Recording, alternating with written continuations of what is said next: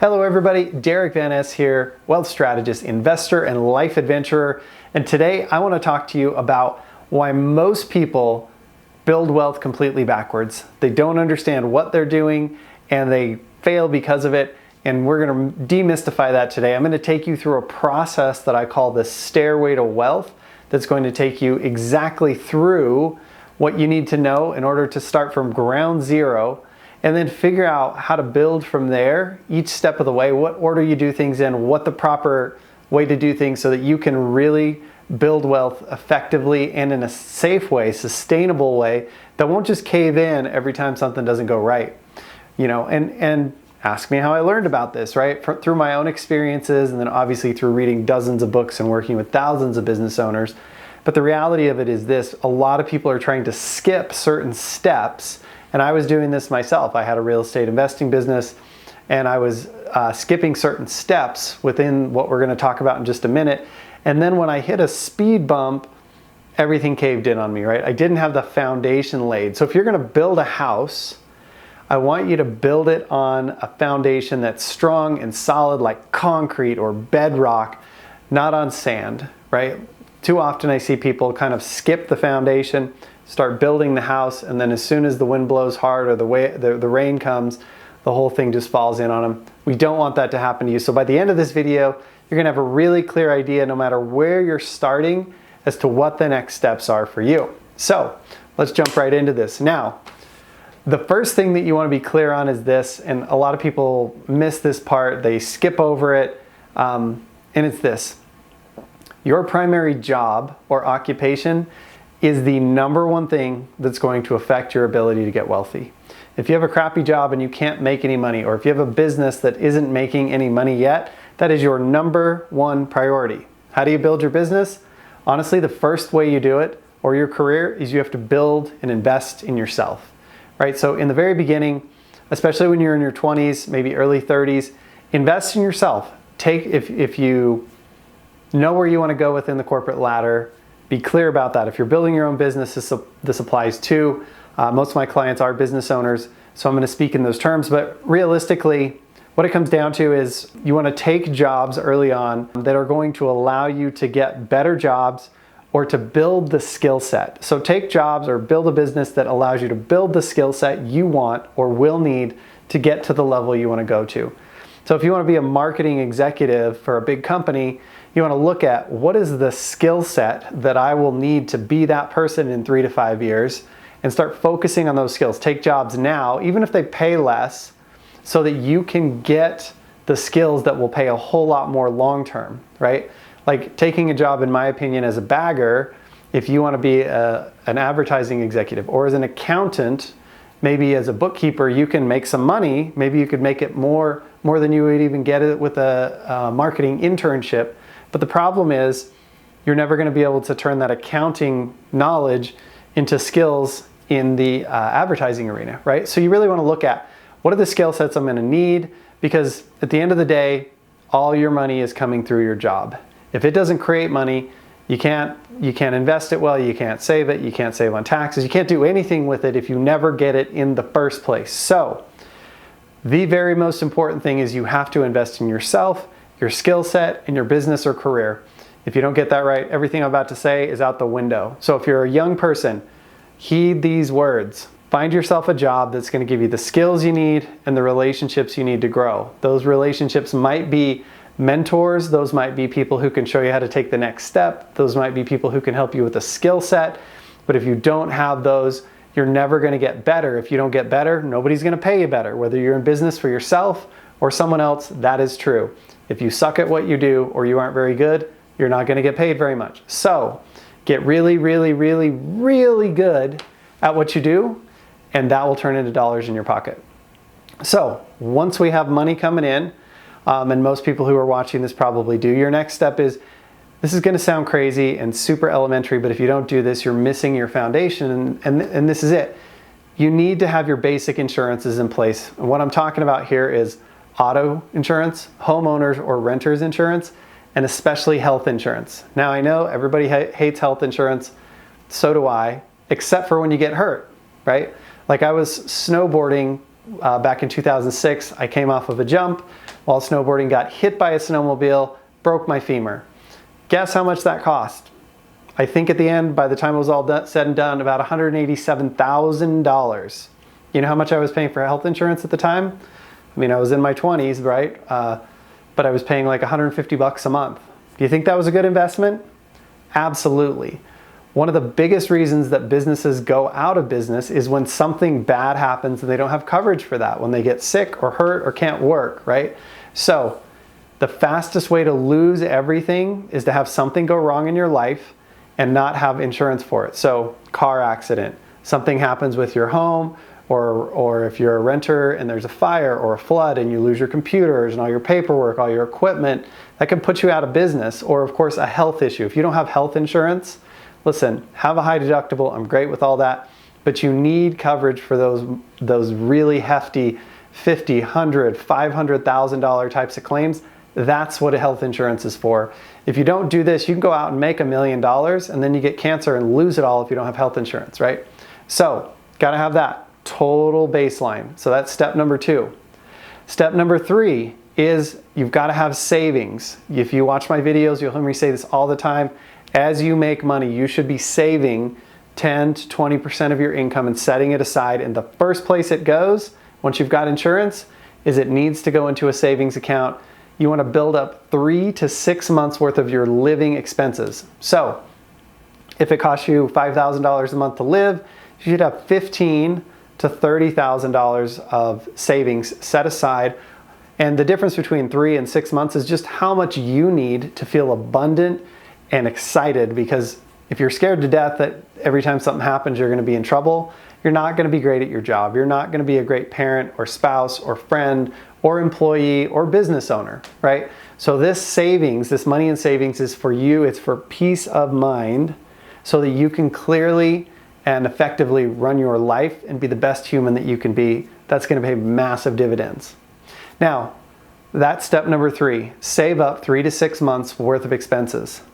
Step number 4 is we want to have, if you have dependents, if you have people in your life that are depending on your income, we want to have term insurance, life insurance, right?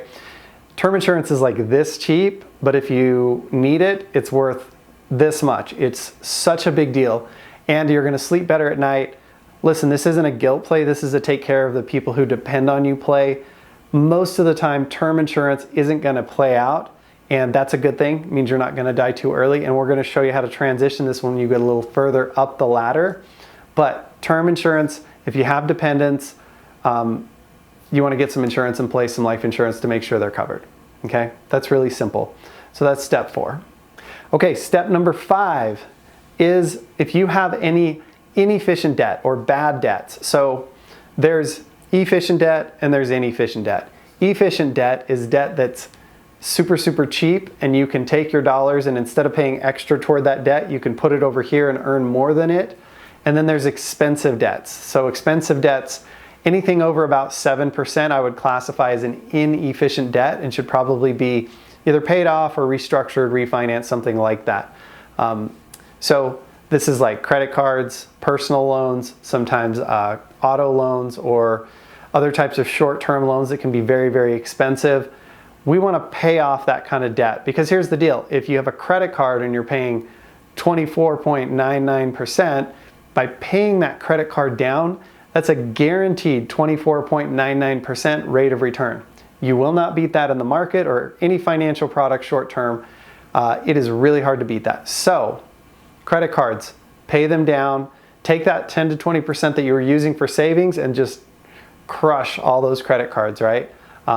There's lots of other ways to restructure it with refinances or debt consolidation or a million things. Each one of those is different, but you need to get that bad debt out of the way so that you can get to the good debt, right? So that you're down to only having debt that's good, and now you can take the next step, step 6 for your business. So that next step, step 6, is that you want to begin saving money. Once your debts are knocked out, you've got your savings account, saving money into a better place. It's something we call the money maximization model, but we help you set up an account, and this is something we show a lot of clients, to where you can start putting money in there, earning a nice, safe rate of return on your money, but your money's still available, so you can use it to pursue investments or grow your business or improve your career, but you can start building up your money there, because you've probably heard me say this before, but savings is the gateway to investing, right? If you can't save money, you never have enough money to get working for you. So what we want to do here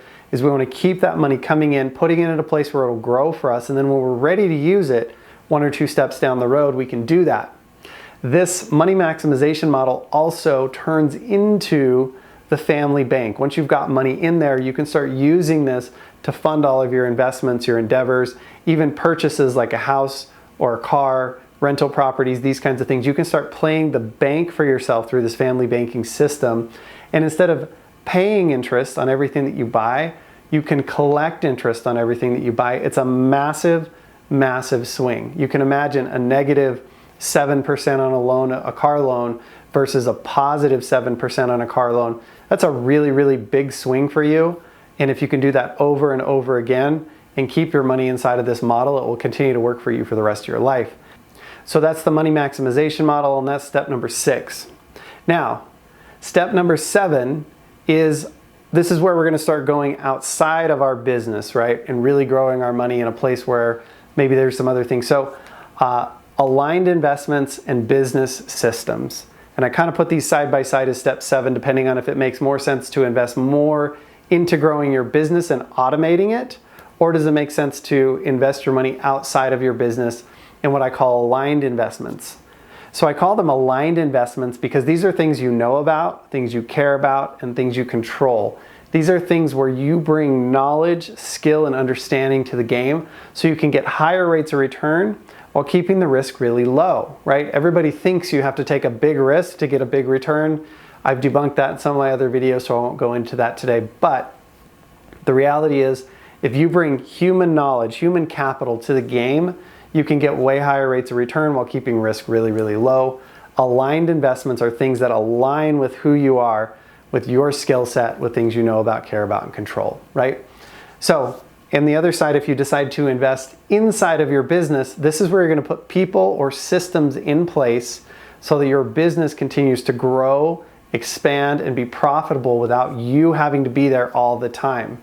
Now, that just doesn't mean you could just like cover your eyes and never pay attention again.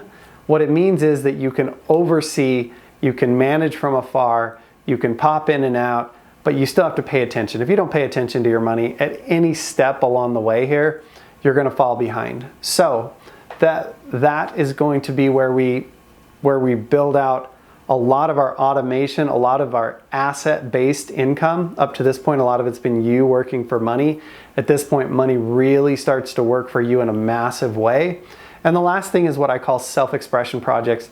This is stuff that you're going to invest in and build in your life, but it doesn't matter if it succeeds financially because it's what you love, it's what you care about.